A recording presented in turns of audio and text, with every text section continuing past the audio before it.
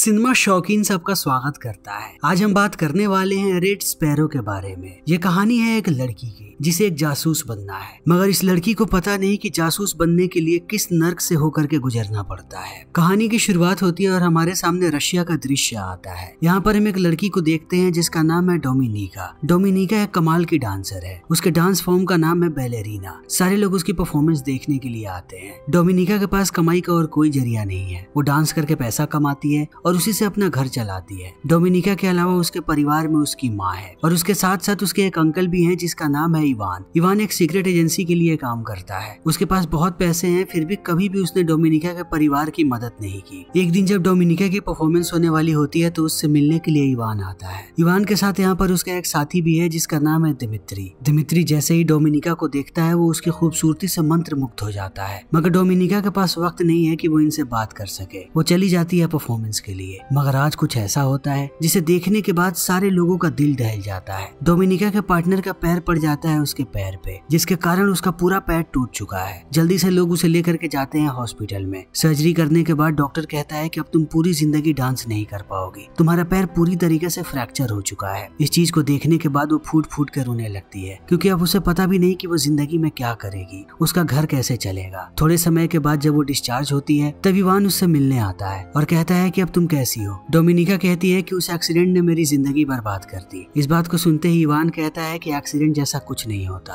वो अपने जेब से कुछ तस्वीरें दिखाता है, कहता है कि तुम्हारा जो डांस पार्टनर है उसका अफेयर उस लड़की के साथ चल रहा है जो तुम्हारी कंपटीटर है। उसे नंबर 1 बनने से सिर्फ तुम रोक रही थी, इसीलिए उन लोगों ने मिलकर के एक षड्यंत्र रचा और तुम्हारे पार्टनर ने जानबूझ के तुम्हारा पैर तोड़ा है। एक बात तो निश्चित है कि अब तुम कभी डांस नहीं कर पाओगी, मगर तुम डांस से भी बड़ी चीजों के लिए बनी हो। मैं चाहता हूँ कि तुम एक रशियन जासूस बनो। मगर डोमिनिका को अभी इन चीजों में कोई रुचि नहीं है। उसके दिमाग में सिर्फ वो लड़का घूम रहा है और वो लड़की। वो सीधा जाती है उन दोनों के पास और उन्हें इतनी बेरहमी से मारती है कि वो दोनों भी जिंदगी में कभी डांस ना कर पाए। अब वो खाली बैठी हुई है तो अगले दिन चली जाती है इवान के पास। उससे कहती है कि मुझे काम चाहिए। इवान कहता है कि ठीक है, तुम्हें वो आदमी याद होगा जिसका नाम है दिमित्री, तुम्हें उसके पास जाना है और कैसे भी उसका मोबाइल लेकर के आना है मेरे पास। डोमिनिका मान जाती है और तैयार होकर के पहुंचती है दिमित्री के पास। दिमित्री उसे देख करके फिर से खुश हो जाता है और सीधा लेकर के जाता है अपने कमरे में। डोमिनिका कुछ बोल पाती उससे पहले वो उसके साथ जबरदस्ती करना शुरू कर देता है। अब वो उसका बलात्कार कर रहा है, मगर वो चीजों को और आगे बढ़ाता उससे पहले एक और जासूस घुस जाता है कमरे के अंदर और वो दिमित्री का गला काट देता है। दिमित्री का सारा खून गिरा हुआ है डोमिनिका के ऊपर। इस चीज को देखने के बाद वो आश्चर्यचकित रह जाती है।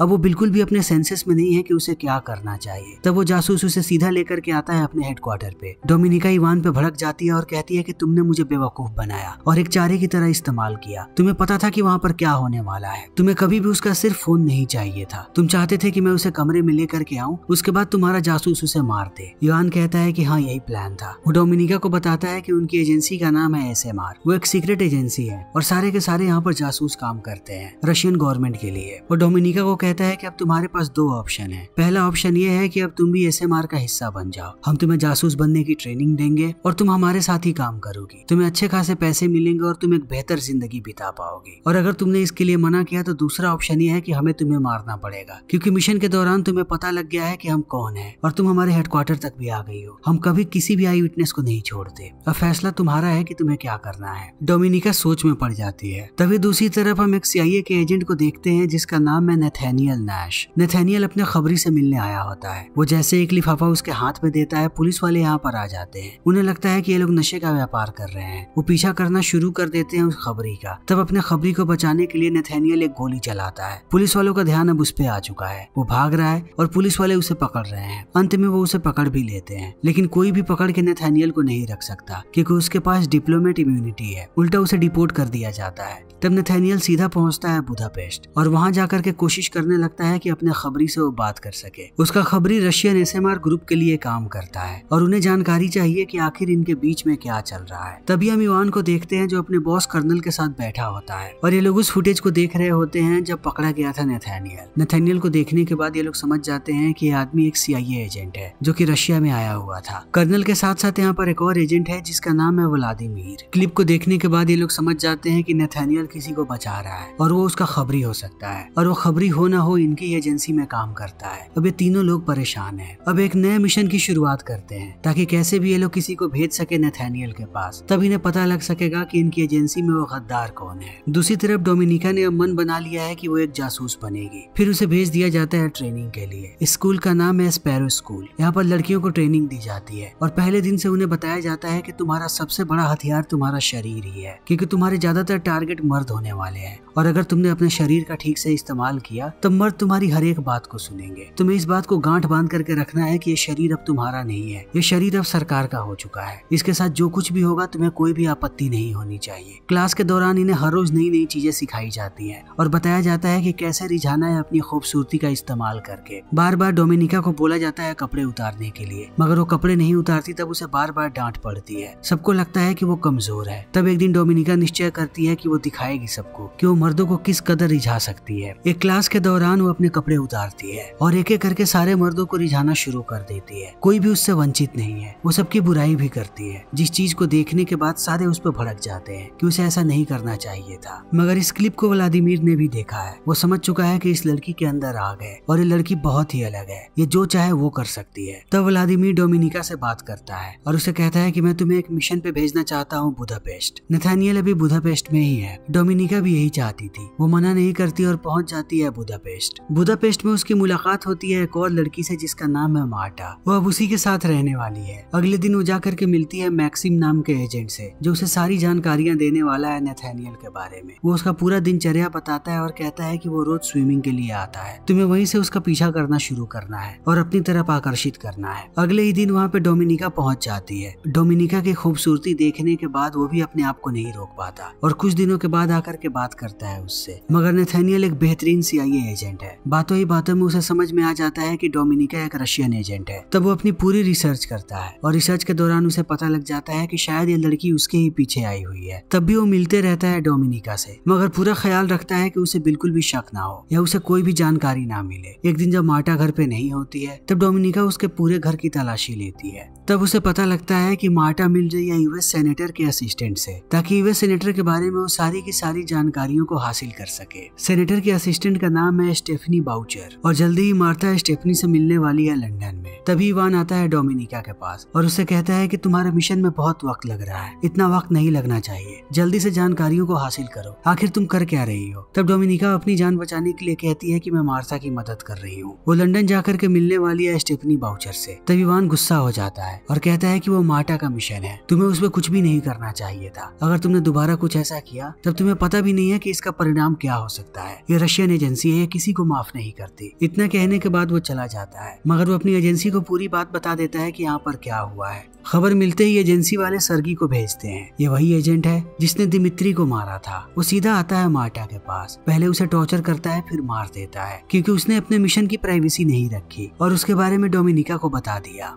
अब सर्गी यहाँ पर आकर के डोमिनिका को भी धमकाता है और डोमिनिका को पहली बार एहसास होता है कि उसकी एक झूठ के कारण ये लड़की मारी गई और ये लोग कितने ज्यादा खतरनाक है। ये लोग अपने एजेंट्स को भी नहीं बख्शते। ये गलती और काम खत्म। सर्गी कहता है कि अगर तुमने जल्दी से मिशन को पूरा नहीं किया तब तुम्हारा भी यही हश्र होगा। अब डोमिनिका बहुत ही ज्यादा डर जाती है और सीधा जाती है नथानियल के पास और उसे पूरी सच्चाई बताती है कि वो यहाँ पर क्या कर रही थी। वो एक रशियन एजेंट है। नथानियल कहता है कि ये बात मुझे पहले से पता थी, लेकिन मैं तुम्हें मारना नहीं चाहता था। मैं अभी भी तुम्हें चोट नहीं पहुंचाना चाहता। मेरे पास एक ऑफर है, तुम डबल एजेंट बन जाओ। तुम रशिया के लिए भी काम करो और अमेरिका के लिए भी काम करो। अगर कुछ भी गड़बड़ होती है तो हम तुम्हारी हिफाजत करेंगे। अगर तुम्हारी कोई शर्त है तो मुझे बताओ। डोमिनिका कहती है कि वियतनाम में मेरा एक अकाउंट खुलवाओ जिसमें $30,000 ट्रांसफर करने हैं। नथानियल कहता है कि हो जाएगा। कुछ देर के बाद ये दोनों इंटीमेट भी होते हैं। अगले दिन डोमिनिका को बताया जाता है कि अब मार्था का मिशन भी उसे ही मिल गया है। उसे ही लंदन जाकर के स्टेफनी के साथ डील करनी है। तभी डोमिनिका पहुंचती है नथानियल के पास और उसके लोगों से मिलती है। वो लोग पूछते हैं कि बताओ तुम्हारा अगला मिशन क्या है। वो कहती है कि मुझे लंदन जाना है। स्टेफनी नाम की एक असिस्टेंट है यूएस सेनेटर की, जो रशियन एजेंट से मिली हुई है और जानकारियां लीक कर रही है। ये सारी जानकारियां देने के बदले यहाँ पर डोमिनिका कहती है कि मुझे $2 लाख चाहिए और उन पैसों को तुम ट्रांसफर करोगे वियतनाम के उसी अकाउंट में। ये लोग मान जाते हैं। तब नथानियल अलग प्लान बनाता है और कहता है कि हमें कैसे भी स्टेफनी को रंगे हाथों पकड़ना है ताकि हम उसे सजा दे सके। दूसरी तरफ डोमिनिका मैक्सिम के साथ पहुंच जाती है लंदन। जैसे ही यहाँ पर स्टेफनी आती है, इन दोनों को देख करके चौंक जाती है, क्योंकि अब तक वो सिर्फ मार्टा से मिली हुई थी। मगर स्टेफनी अपना डील खराब नहीं करना चाहती। वो ये काम सिर्फ पैसों के लिए कर रही है। वो सोचती है कि अगर वो यहाँ तक आ गई है तो डील को पूरा जरूर करेगी। ये लोग चले जाते हैं एक दूसरे रूम में। पैसे मिलने के बाद स्टेफनी सारे डॉक्यूमेंट्स को दे देती है। डोमिनिका कहती है कि मुझे डॉक्यूमेंट्स को चेक करना है। चेक करने के बहाने दूसरे कमरे में आकर के वो डॉक्यूमेंट्स को बदल देती है। अब असली डॉक्यूमेंट्स उसके पास हैं और नकली डॉक्यूमेंट्स लेकर के वो बाहर जा रही है ताकि असली डॉक्यूमेंट्स वो नथानियल को दे सके। डील पूरा होने के बाद वो कहती है स्टेफनी को कि 1 घंटे के बाद ही होटल से बाहर निकलना। इतना कह के वो लोग चले जाते हैं, मगर स्टेफनी नहीं रुकती और तुरंत चली आती है होटल से बाहर। बाहर आने के बाद उसे दिखता है कि शायद यहाँ पर अमेरिकन एजेंट्स हैं, यानी कि वो पकड़ी जा चुकी है। तब इसी अफरा तफरी में उसका एक्सीडेंट हो जाता है और उसकी मौत भी हो जाती है। मगर यहाँ पर रशियन एजेंट्स भी थे जो देखते हैं कि यहाँ पर शायद ये अमेरिकन एजेंट्स हैं जो जा रहे हैं स्टेफनी के पास। तब उन्हें शक होने लगता है कि आखिर इस बारे में अमेरिकन एजेंट्स को कैसे पता लगा कि स्टेफनी इनसे मिलने वाली है। इस मिशन में सिर्फ 2 ही लोग इन्वॉल्व थे,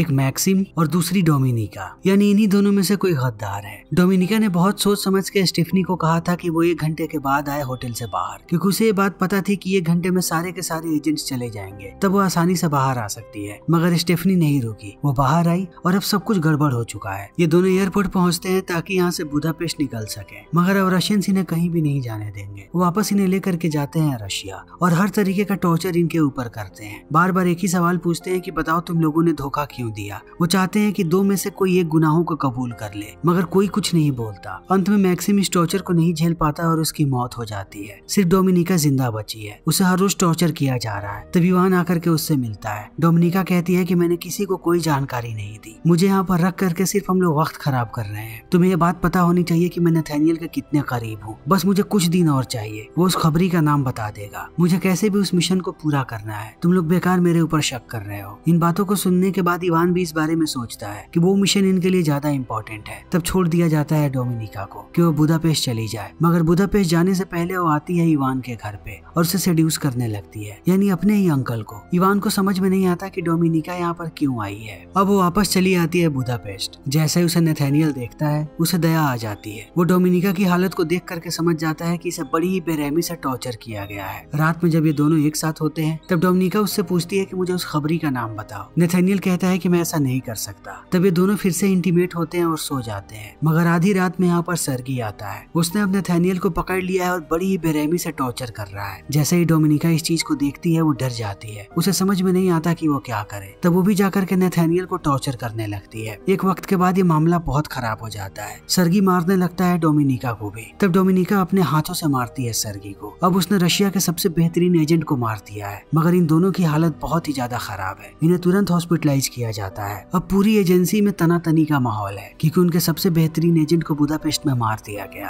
अब व्लादिमीर खुद मिलने आता है बुदापेस्ट में डोमिनिका के पास हॉस्पिटल में और उससे कहता है कि मुझे पता है कि तुमने ही सर्गी को मारा है और तुम ही CIA के साथ भी मिलकर के काम कर रही हो। इन बातों को सुनने के बाद अब डोमिनिका को समझ में नहीं आता कि वो क्या करे। तब वो मना करती है। व्लादिमीर कहता है मुझसे डरने की जरूरत नहीं है, नथानियल का खबरी कोई और नहीं बल्कि मैं ही हूँ। उस रात मैं ही उससे मिलने गया था और मुझे ही बचाने के लिए नथानियल ने अपने आप को गिरफ्तार करवाया। डोमिनिका कहती है कि आखिर ये सारी चीजें तुम क्यों कर रहे हो। तब वो पूरी कहानी सुनाता है कि मुझे दुनिया में अगर कोई सबसे प्यारा था तो वो मेरी पत्नी थी। वो बहुत ही बुरी तरीके से बीमार पड़ गई। उसे सिर्फ एक ही डॉक्टर बचा सकता था जो न्यूयॉर्क में था। मैंने उसे रिक्वेस्ट किया, वो डॉक्टर आने लगा रशिया, लेकिन जैसे ही गवर्नमेंट को ये बात पता लगी एजेंसी वालों ने उसे रोक दिया और नहीं आने दिया क्योंकि वो नहीं चाहते थे कि एक अमेरिकन डॉक्टर यहाँ पर आए। मैं उनके सामने गिड़गिड़ाता रहा मगर उन लोगों ने मेरी एक नहीं सुनी और मेरी आंखों के सामने ही मेरी पत्नी ने तड़प तड़प के दम तोड़ दिया। उस दिन मुझे पता लगा कि ये सारे लोग कितने ज्यादा मतलबी हैं और जब मैंने सबकी सच्चाई निकाली तो पता लगा कि ये सारे के सारे करप्ट हैं। सब एजेंसी का इस्तेमाल सिर्फ अपने फायदे के लिए कर रहे हैं। तब से मैं CIA वालों को जानकारियां देने लगा। हमारी एजेंसी ऐसी है कि चाहे उसके लिए तुम कुछ भी कर लो वो कभी तुम्हारे नहीं होंगे। तुम ये गलती करोगी और वो तुम्हें मार देंगे।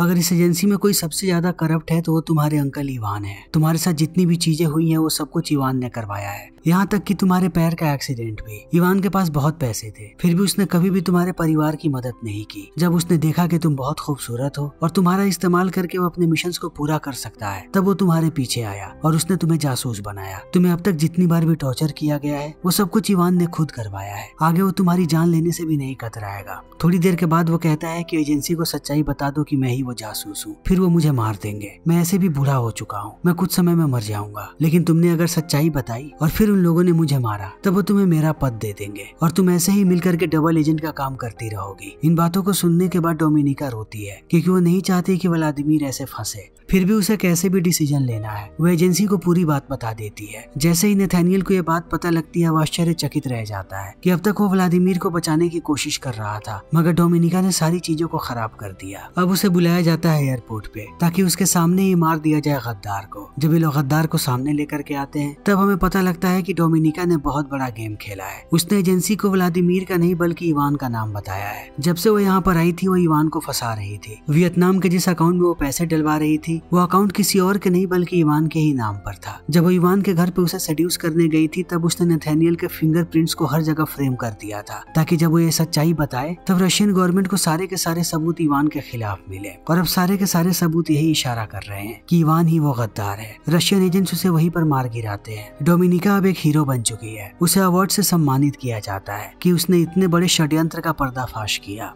जब उसे सम्मानित किया जा रहा होता है तो व्लादिमीर उसे देख करके खुश होता है और उसे गर्व महसूस होता है कि अब डोमिनिका एक असली जासूस बन चुकी है। वो समझ चुकी है इस दुनिया को कि यहाँ पर अपनी जान कैसे बचानी है और लोगों को कैसे फंसाना है। यहाँ से निकलने के बाद डोमिनिका जाती है अपनी माँ के पास। अब इन लोगों के पास बहुत पैसे आ गए हैं, ये अच्छी जिंदगी बिता सकते हैं। उसकी माँ को भी अपनी बेटी पर गर्व होता है, मगर डोमिनिका की जिंदगी अब आसान नहीं होने वाली क्योंकि वो दो गवर्नमेंट के लिए काम करेगी, रशिया और अमेरिका। थोड़ी देर के बाद उसे नथानियल कॉल करता है। जब वो उससे बात करती है तो मुस्कुरा के बात करती है, यानी कि ये दोनों अभी भी एक दूसरे से प्यार करते हैं। फिर इसी के साथ फिल्म यहीं पर खत्म हो जाती है। दोस्तों, हमारी आज की ये वीडियो यहीं पर खत्म होती है। अगर आपको हमारी ये वीडियो पसंद आई हो तो इसे लाइक करें, शेयर करें और चैनल को सब्सक्राइब करें।